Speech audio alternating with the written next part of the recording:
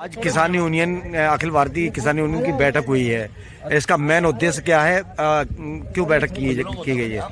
महत्वपूर्ण बात यह है कि आज यहाँ संगठन का विस्तार किया जा रहा है। संगठन में जिम्मेदार लोगों को जिम्मेदारियां दी जा रही हैं। साथ ही भ्रष्टाचार, अत्याचार, अन्याय के खिलाफ किसानों को एकजुट किया जा रहा है, लोगों को जागरूक किया जा रहा है, उनके अधिकारों के प्रति सजग किया जा रहा है।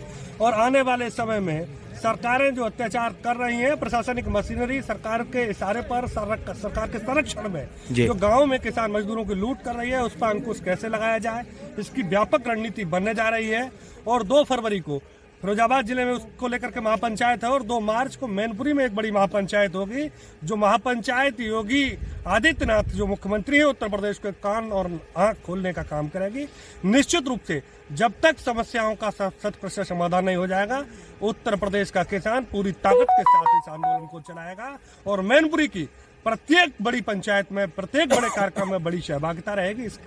ये सब तैयारियां चल रही हैं। जिस तरह से किसान को जो है ना अन्नदाता का जो खिताब दिया जाता है कि अन्नदाता है, लेकिन उसके ही अन्न का मूल्य नहीं मिल पाता है। सरकारें जो है ना कहती कुछ और हैं और करती कुछ और हैं। इसके लिए आपका ये यूनियन क्या करेगा?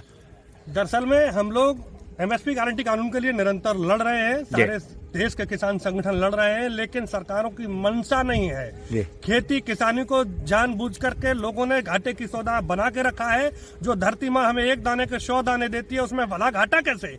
लेकिन एक षड्यंत्र के तहत उसकी लागत इतनी बढ़ा दी गई है। जब हमको देने की बात आती है, जो सरकार कुछ फसलों के रेट तय करती है, उसका भी रेट हमें नहीं मिलता है। आप देख रहे हैं बगल में ही जहां आज हमारी पंचायत हो रही है, बैठक हो रही है, पीछे लहसुन की खेती है। लहसुन का रेट पूरे देश में किसान को कुछ भी नहीं मिल रहा, लागत का चौथाई का दाम नहीं मिल रहा, प्रॉफिट तो दूर की बात है। तो कहीं ना कहीं प्रत्येक फसल को सरकारें लुटवाने का काम कर रही है, व्यापारियों को संरक्षण देने का काम कर रही है।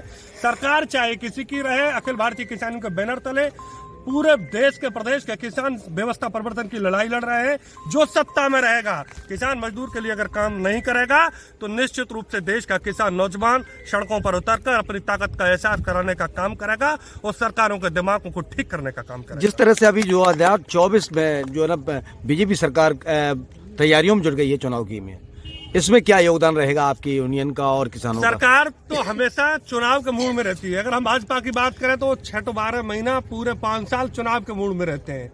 विपक्षी दल है वो चुनाव के वक्त पे निकलते हैं मौसमी मेंढकों की तरह।